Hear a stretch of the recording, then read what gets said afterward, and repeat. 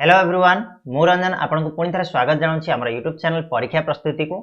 सो friends आपन जानिथिबे Odisha secondary school teacher eligibility test माने OSSTET रो जो 2023 रो एग्जाम पई आपन को आवेदन प्रक्रिया आरंभ होइतिला।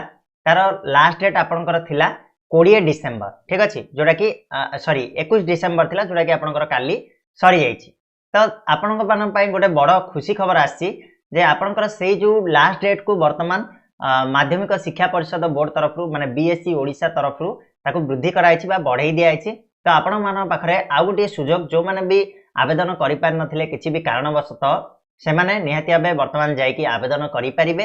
को तारिख पर्यंत बढ़िछि कोन बढ़िछि डिटेल जानिबा वीडियो को लास्ट जाय देखंतु। वीडियो पसंद आसिले लाइक करिवे, चैनल जदि नुवा अछंदी ताले सब्सक्राइब करनेबे। आ ए बळे न्यूज़ पाया पई चैनल रो बेल नोटिफिकेशन को ऑन करके रखिथिबे, ठीक अछि।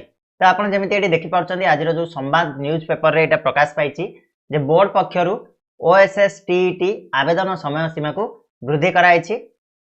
माध्यमिक शिक्षा परिषद द्वारा परिचालित ओडिशा सेकेंडरी स्कूल शिक्षक योग्यता परीक्षा जोडा कि OSSTET रो आवेदन समय सीमा को आसंता 24 तारिख पर्यंत वृद्धि कराइछि। माने आपण डिसेंबर 24 तारिख राति 11:59 मध्य रे ऑनलाइन रे फी दाखल करि परिबे। माने आपनकर पेमेंट करि परिबे आपण 24 तारिख पर्यंत। जदि आपण 24 तारिख रे पेमेंट करिसंती ताहाले आपण डिसेंबर 25 तारिख रे आपण आवेदन मध्य करि परिबे। जदि आपण 24 तारिख सुधा पेमेंट करि नाहंती ताहाले आपण 25 तारिख रे आवेदन करि परिबिनी। तो आपण को मु कहि रखिबे जे 24 तारिख होची आपनकर लास्ट डेट, आपण 24 तारिख भितरे आवेदन करनियंतु, ठीक अछि।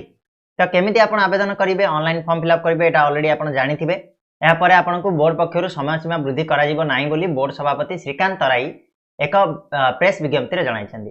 एबे नुवा करी कि श्रीकांत तराई को पुणी थरे बोर्ड सभापति नियुक्ति कराइछि। तो सीए प्रेस विज्ञप्ति करी कि कहिसन्ती जे 4 दिन रो समय वृद्धि कराइछि। ए भितरे जो माने भी आवेदन करि नाहंती आवेदन करि नियंतु। आउ आगको आउ समय सीमा को वृद्धि करा जिवनी, जेहेतु फिक्स गोटे डेट रहिछि OSTET रो एग्जाम पई जनवरी रे अछि आपण जानिछन्ती। ताले सेति पय आपण जेते शीघ्र पारुछन्ती जे भी योग्य प्रार्थी माने जाई कि निहाती आबे आवेदन करि नियंतु, ठीक अछि। जदि आवेदन संबंधी आपनकर किछि डाउट अछि ताले किछि जानिबार अछि ताले आपण मते कमेंट बॉक्स रे जणाई परिबे। मु ता ऊपर गोटे वीडियो नै कि आसी जिवि, ठीक अछि। सो आज पय एतिकी, पुनी नेक्स्ट वीडियो रे आ किछि नुवा टॉपिक नै कि आसीबा, नुवा इंफॉर्मेशन नै कि आसीबा। ता पय हमर चैनल को सब्सक्राइब करके बेल नोटिफिकेशन को ऑन कर नेथिबे। धन्यवाद।